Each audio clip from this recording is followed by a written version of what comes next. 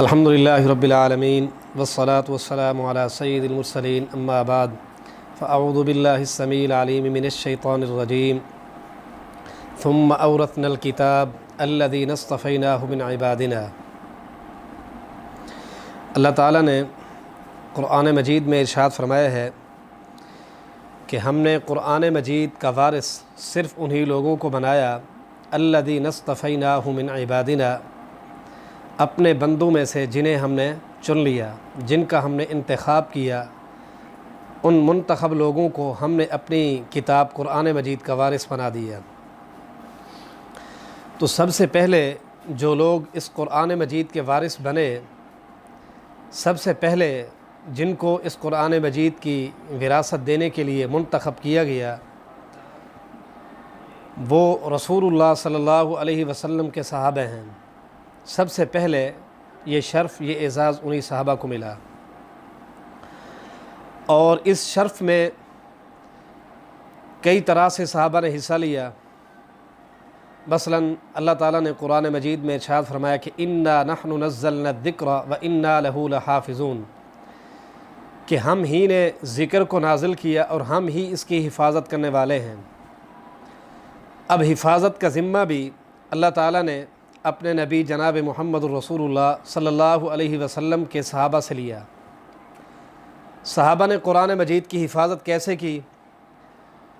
تو جتنے بھی طریقہ کار تھے ان میں سے ایک طریقہ کہ قرآن مجید کو لکھا جاتا تھا، کاتبین وحی موجود ہوا کرتے تھے جو قرآن مجید کو لکھ لیا کرتے تھے۔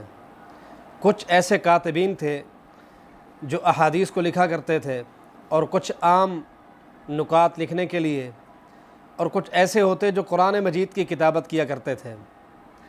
ان کاتبین وحی جن کا تذکرہ اللہ رب العالمین نے قرآن مجید میں یوں فرمایا ہے کہ فی صحف مکرمہ مرفوعۃ مطہرہ، فرمایا کہ یہ قرآن مجید معزز صحیفوں میں ہے۔ فی صحف مکرمہ معزز صحیفوں میں ہے، مرفوعۃ مطہرہ وہ صحیفے جو بلند بھی ہیں اور پاکیزہ بھی ہیں۔ اور آگے فرمایا کہ بِأَيْدِي سَفَرَہ، وہ لکھنے والوں کے ہاتھ میں ہے، یعنی قرآن مجید وہ صحیفے لکھنے والوں کے ہاتھ میں ہیں، ایسے لکھنے والے کرام بررہ جو نیک بھی ہیں اور معزز بھی ہیں۔ یعنی کاتبین وحی جو قرآن مجید کو لکھتے ہیں وہ معزز بھی ہیں، وہ نیک بھی ہیں۔ تو یہ کاتبین وحی کو رب العالمین نے شرف عطا کیا ہے۔ کیا خیال ہے اس شرف کو حاصل کرنے والے ابو بکر صدیق، حضرت عمر بن خطاب، حضرت عثمان، حضرت علی، یا ان کے علاوہ جتنے بھی ہیں، کیا ان میں امیر معاویہ نہیں تھے؟ جب امیر معاویہ رضی اللہ تعالیٰ عنہ کاتبین وحی میں شامل تھے تو کیا یہ کرام بررہ یہ اس میں شریک نہیں ہو سکتے، اس میں شامل نہیں ہو سکتے؟ کہ رب العالمین نے فرمایا بِأَيْدِي سَفَرَہ کرام بررہ، قرآن مجید لکھنے والوں کے ہاتھ میں ہے، ایسے لکھنے والے جو معزز بھی ہیں، جو نیک بھی ہیں۔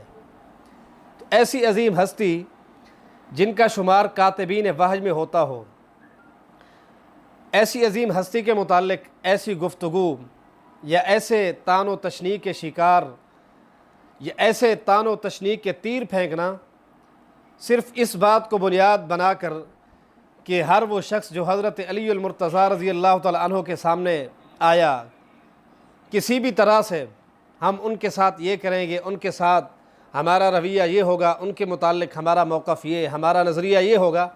ٹھیک ہے، مشاجرات تھے، ظاہری معاملات تھے، لیکن حقیقت کیا تھی؟ ان کی محبت کیا تھی؟ صرف ایک دو مثالیں آپ کے سامنے رکھتا ہوں۔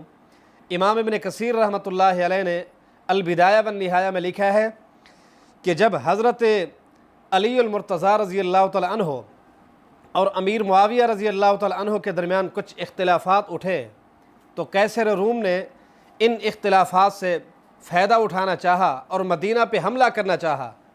جب مدینہ پہ حملہ کرنا چاہا تو حضرت امیر معاویہ رضی اللہ تعالیٰ عنہ نے ان کی طرف خط لکھتے ہوئے کہا تھا کہ واللہ لئن لم تنتہ وترجع الی بلادک یا لعین، اے ملعون، اے بدبخت، اگر تو اپنے ارادے سے باز نہ آیا، اگر تو واپس نہ پلٹا تو اللہ کی قسم لَأَصْطَلِحَنَّ أَنَا وَابْنُ أَمِّي عَلَيْكَ، میں اپنے بھائی سے، اپنے چچا زاد بھائی سے صلح کر لوں گا۔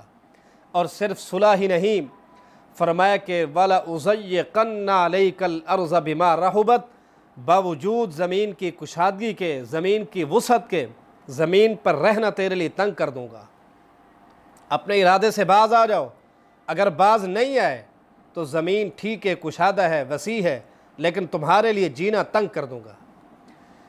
تو یہ امیر معاویہ رضی اللہ تعالی عنہ کی حضرت علی سے محبت تھی، جس محبت کی بنیاد پر مدینہ پر حملہ کرنے والوں کو امیر معاویہ نے یہ پیغام دیا تھا۔ اور یہی وجہ ہے کہ حضرت علی المرتضیٰ رضی اللہ تعالی عنہ نے بھی ایک پیغام دیا تھا ان لوگوں کے متعلق جب جنگ صفین کے بعد کچھ لوگوں نے امیر معاویہ رضی اللہ تعالی عنہ پر طعن و تشنیع کے تیر پھینکے، کچھ ایسے الفاظ کہے جو ان کی شان، ان کی سیرت کے مطابق نہ تھے، تو حضرت علی رضی اللہ تعالی عنہ نے ان سے خطاب کرتے ہوئے کہا تھا یا ایھا الناس لا تکرہوا امارت معاویہ، کہ امیر معاویہ کی امارت کو برا بھلا مت کہو، انہیں غلط مت کہو۔ کیوں؟ اس لیے کہ فَإِنَّكُمْ لَوْ فَقَدْتُمُوهُ رَأَيْتُمُ الرُّؤُوسَ تَنْظُرُ عَنْ كَوَاهِلِهَا كَأَنَّمَا الْحَنْظَلُ، فرمایا کہ اگر امیر معاویہ جیسے لوگ اس امت میں موجود نہ ہوتے، اگر آج ان کا وجود نہ ہوتا تو تمہارے سر، تمہاری گردنیں تمہارے جسم سے اس طرح جدا ہو جائیں گی جس طرح درخت کا پھل اپنے درخت سے جدا ہو جاتا ہے، یا درخت کی ٹہنیاں اپنی اصل سے جدا ہو جاتی ہیں، اسی طرح تمہارے سر، تمہارے گردنیں تمہارے جسموں سے جدا ہو جاتی ہیں۔ تو حضرت علی المرتضیٰ رضی اللہ تعالی عنہ نے یہ جو بیان دیا، یہ جو گفتگو، یہ جو بیان آپ نے اپنے صحابہ، اپنے محبین کی خدمت میں پیش کیا، یہ واضح دلیل ہے اس بات پر کہ ٹھیک ہے معاملات تھے، لیکن وہ ظاہری طور پر در حقیقت وہ آپس میں ایک دوسرے سے محبت کیا کرتے تھے۔ دعا ہے کہ رب العالمین ہمیں بھی ان جیسی محبت کی توفیق نصیب فرمائے۔ اقول قولی ھذا وما علی البلاغ۔